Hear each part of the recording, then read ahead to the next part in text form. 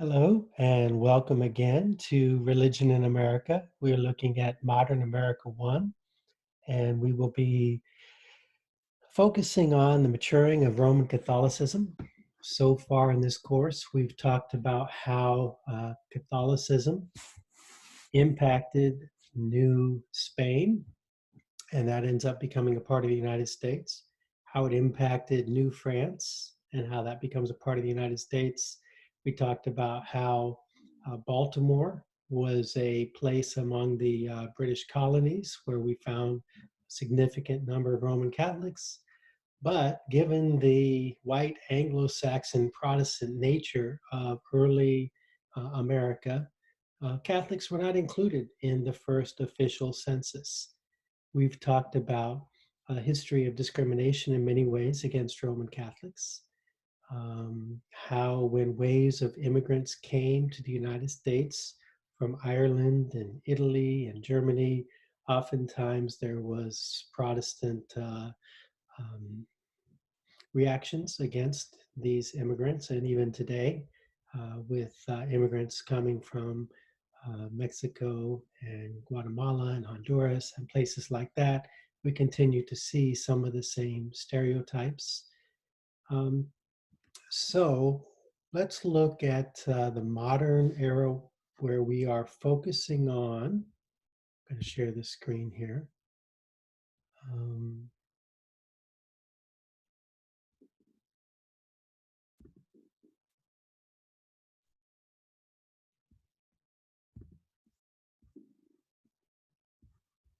okay.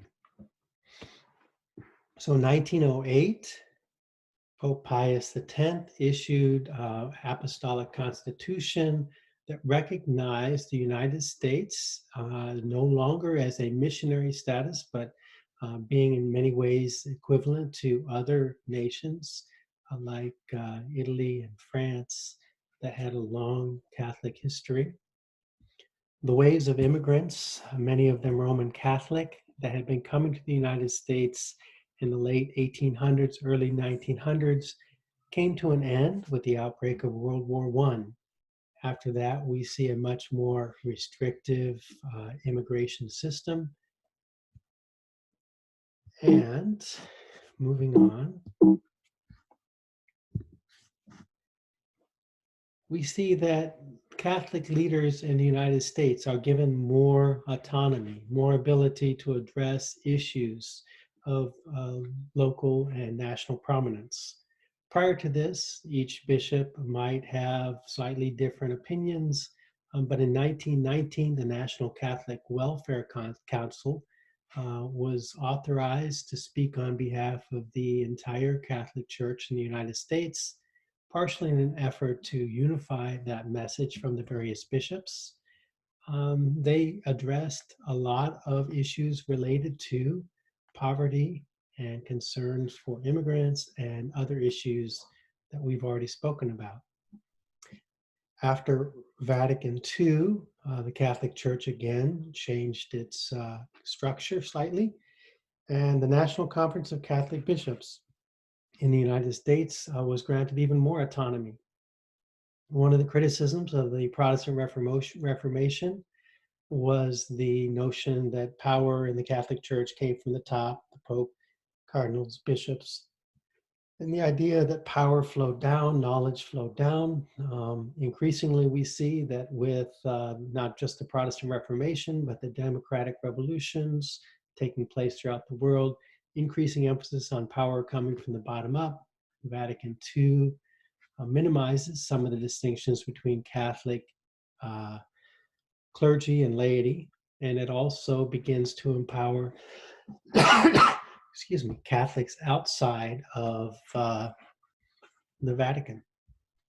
In 2001, the United States Conference of Catholic Bishops again took over that mantle of speaking on behalf of the Catholic Church, particularly on issues of national importance. If we look at the growth of Catholicism in the United States, you can see these little bubbles here. By the end of the World War II, the United States had become the largest national grouping of Roman Catholics in the world. That's no longer true. If you look at many places in the so-called developing world, there are larger concentrations of Catholics there. But as early as 1937, half of Rome's income was supplied by Americans. By 1959, there were 6 cardinals in the United States. As I said earlier, the cardinals are the ones, the College of Cardinals select the Pope. They are the next rung on the ladder. And so it was very representative of how important American Catholicism had become. It had approximated Spanish representation, and then France and Italy are the only nations that had more than 6 cardinals. One of them was in St. Louis, and we talked a little bit about some of the cardinals who have come out of that tradition.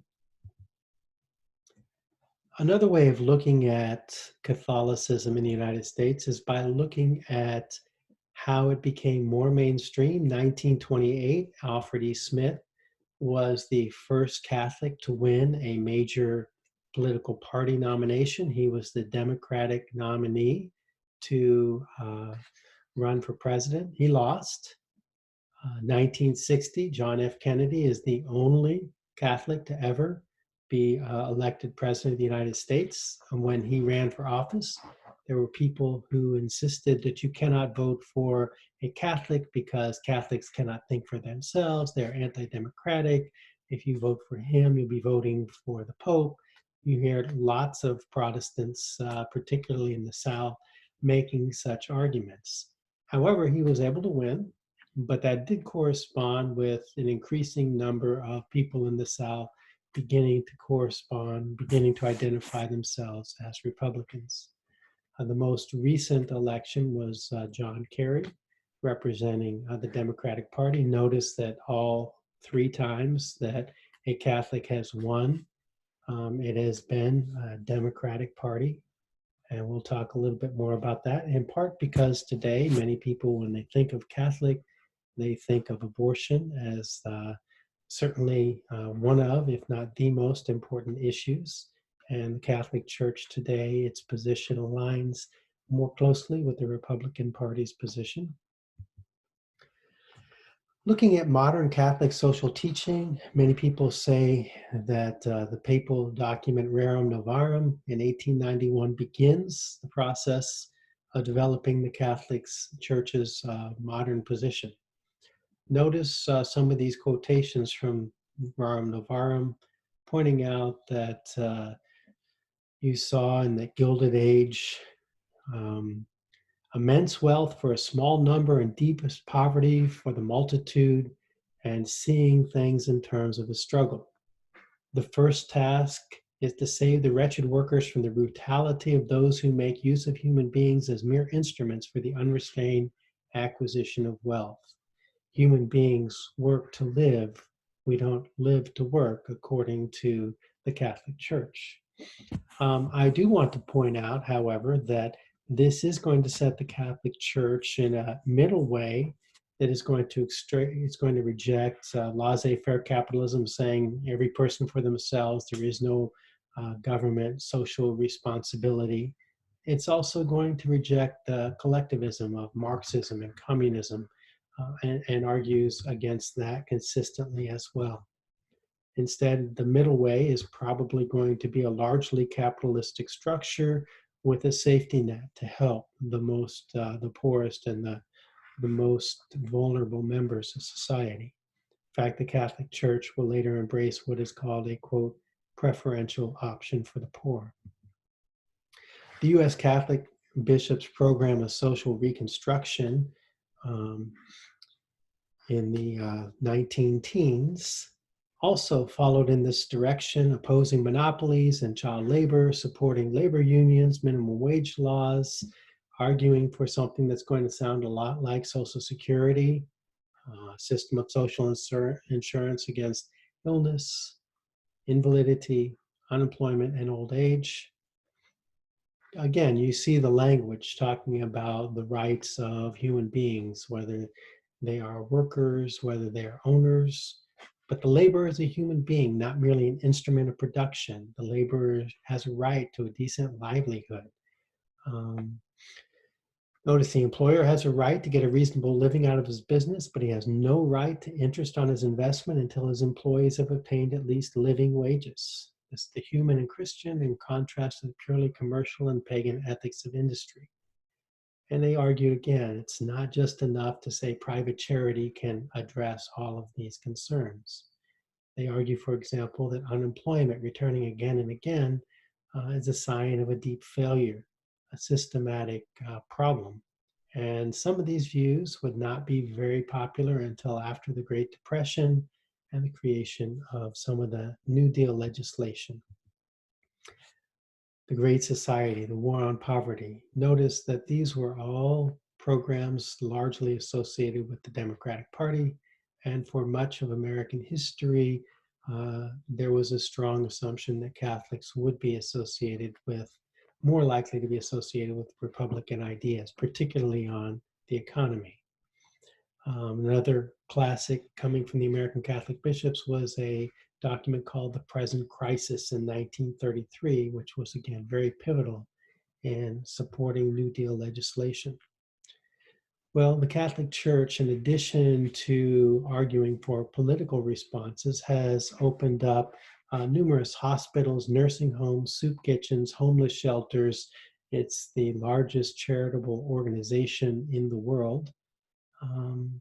In addition to talking about issues of economic justice, the Catholic bishops have issued pastoral letters on nuclear deterrence in the 1980s that had a profound impact on public opinion, particularly Catholic opinion, rejecting the principle of mutual assured destruction that had shaped much of US policy during the Cold War. Also pastoral letters on the economy, which continue to echo many of the same concerns, but they came out at a time where many people, including many Catholics, had grown weary of the welfare state, and so much of this fell on deaf ears. The Catholic Church has also more recently issued a pastoral letter on racism and systemic inequality. So when we think of modern Catholic social teaching in the 1970s, we see there was a change of the attitudes towards abortion. Notice that abortion had been illegal, and then the Supreme Court decision of Roe versus Wade declared that abortion would be legal, that women had a right to privacy, a right to control their own bodies. So Catholic social teaching has focused on a consistent ethic of life, which includes opposition to abortion, opposition to euthanasia, assisted suicide, mercy killing, opposition to capital punishment, opposition to unjust wars, while at the same time advocating for security, food security, a living wage, health care, adequate housing. So you'll see that modern Catholic social teaching does not clearly put the Catholic Church on one side in the culture wars. In many ways, the culture wars that we will explore are largely evangelical Protestants versus mainline Protestants and or more secular perspectives. One of the things that would surprise somebody looking at the Catholic Church over a long period of time would be the way the Catholic Church changed its position towards non-Catholic religions. It continues to argue that those who are Catholic are fully incorporated, that is, as long as they continue to persevere in charity. But for the first time, the Catholic Church begins to recognize continuity with Orthodox Christians and Protestant Christians, suggesting that they too share in God's sanctifying power. It goes on to argue that the Jewish tradition, God does not reject the Jewish people and embrace a new people. God does not reject God's covenants. Notice this is coming out not too long after the Holocaust and a recognition of anti-Semitism. And then it goes on to talk about Islam, who also profess to hold the faith of Abraham and adore the merciful God. Um, then it says, nor is God distant from those who in shadows and images seek the unknown God. For it is he who gives to all men life and breath and every other gift. So you begin to see the Catholic Church becoming much more open, much more tolerant. And you might say that it's not a surprise the Catholics go from being a minority in the United States to being part of the dominant culture at the same time that they begin to demonstrate greater respect for non-Catholics. And we could also argue that at the same time there were many non-Catholics who were beginning to demonstrate much greater respect for Catholicism. One thing that we need to talk about, if we talk about the Catholic Church in the modern era, is its response to the sex abuse scandal. And the Catholic Church is not the only community to struggle with this issue. Arguably, whenever there are people in positions of power, you will find abuses of that power. But there are a couple of reasons the Catholic Church's attitudes towards this scandal have been such a big deal for many people. Part of it is the way that these allegations were ignored, and priests who had been found guilty, instead of facing any charges or the consequences, would often be moved. And in some cases, they would continue predatory practices. Also, because of the Catholic Church's attitudes about sexuality being improper outside of marriage, I think that that also has raised some of the cries of hypocrisy. So, unfortunately for the Catholic Church, it has spent a significant amount of time and energy and social clout trying to move past this crisis, find a way to address the concerns of victims, while at the same time moving forward and trying to focus on other issues. So if we look at the future of Catholicism in the United States, there are a few things I want to point out. Catholics are more likely than other Americans to be Hispanics or immigrants. That should not be a surprise. And in fact, we see some significant differences. If we look at white Catholics in the United States, they have increasingly over the last couple of decades begun to identify with the Republican Party, whereas Hispanic, Latino immigrants in particular are less likely to identify with the Republican Party. Many of them may not participate in politics at all, but if they do, they would be more likely to tilt towards the Democratic Party. A couple of other things. Notice that at one time, Catholic weekly church attendance was significantly higher than Protestant church attendance. There was a sense that you should go and receive the Eucharist, go to Mass at least once a week. And now we see that Catholics are slightly less likely than Protestants to attend church services weekly. And a map kind of shows you that, not surprisingly, there are still correlations between what used to be New Spain, parts of New France. We mentioned briefly that Baltimore, Maryland was a place where Catholics had been welcomed.